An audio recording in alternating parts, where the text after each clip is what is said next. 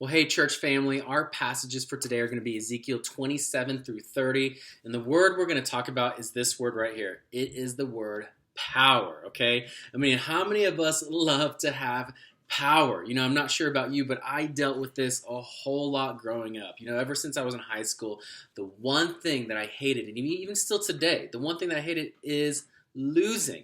Okay, it was in almost everything I did except for school, and it was in sports and basically almost anything competitive, even in things that I never played before. If I lost, I just felt weak and powerless. And even today, one of the things I used to do was a few triathlons and stuff, and even though I haven't done it in a really long time, if you get me in a pool, if you get me on a bike ride, or even on a run, if someone passes me, it just does something inside of me, and I will just speed up even though I don't even know that person. And here's the thing, it's not just me. I mean, we see so much power everywhere around us, right? And even in our nation. Did you know after the Cold War, there was a newspaper article that came out, and it said in the title that America is the last of the superpowers. And that word superpower is not a word that we say all the time, so I looked it up, and by definition, a superpower is a state that cannot be ignored on the world stage, and without whose cooperation no world problem can be solved. I just read that, I'm like, man, it sounds so arrogant, but isn't that true? I mean, so many people think that America is just the best nation and the most powerful nation. I mean, we take pride in so many things. We take pride in our military. We take pride in our intellect, in our positions, and so many people even take pride in their initials. And why? Because it communicates power. But here's the thing, especially after reading these chapters in Ezekiel, I mean, it's obvious what God thinks about such power. I mean, you even look at the very first chapter of chapter 27 alone, when it describes the kingdom of Tyre, right? In verse 3, it says that I am perfect in beauty. Okay, that's how they view themselves.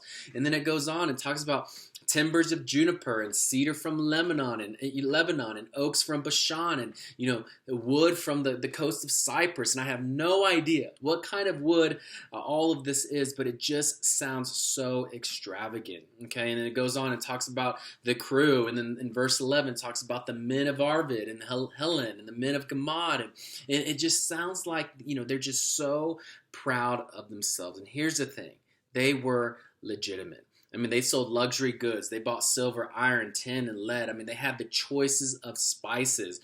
And here's the thing. In this chapter, there was at least 20 trading partners that they mention in these verses alone. Here's the thing, okay?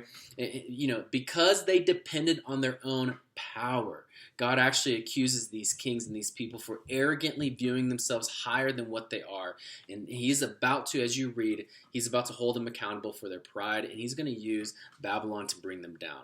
And why? It's because their pride is so offensive to God.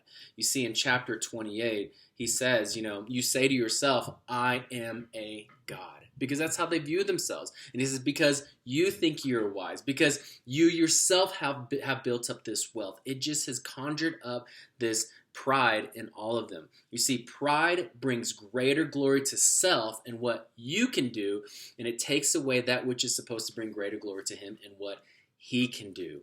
Have you ever thought about, okay, why does God say in 2 Corinthians 12:9, my grace is sufficient for you, for my power is made perfect in weakness? And then also in 1 Corinthians 1, I mean, why does God choose the foolish things of this world to shame the wise, and the weak things of the world to shame the strong? And if you keep on reading in 1 Corinthians, it's so that no one may boast in themselves. You read this today, but in chapter 28, what does the last verse say? It says this, then they will know that I am the Lord their God.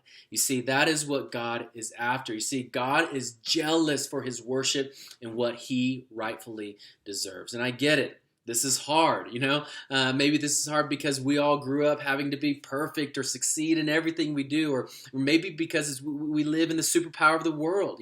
I don't know, but what I do know, according to James 4:6, is this, is that God opposes the proud. I mean, he's not just, against pride. I mean, he's actually actively working against people who have pride. So God opposes the proud, but he shows favor to the humble. And so today, I just encourage you, ask God to reveal any ounce of pride, whether it's prestige or things that you're proud of or prominence or power that you take security in, whatever it is. Ask God to reveal it and then repent of it. And here's the thing, then ask God to show you ways that you can grow in your humility. Maybe it's boasting in your weakness like Paul talks about. Maybe it's getting on your knees every single day in a posture that just shows humility. And maybe it's publicly in worship. I don't know what it is. And maybe it's serving in a position that you would not otherwise have served in. Either way, today I pray that God will grow each and every one of us in the way of humility and also in the way of the cross. Blessings to all of you.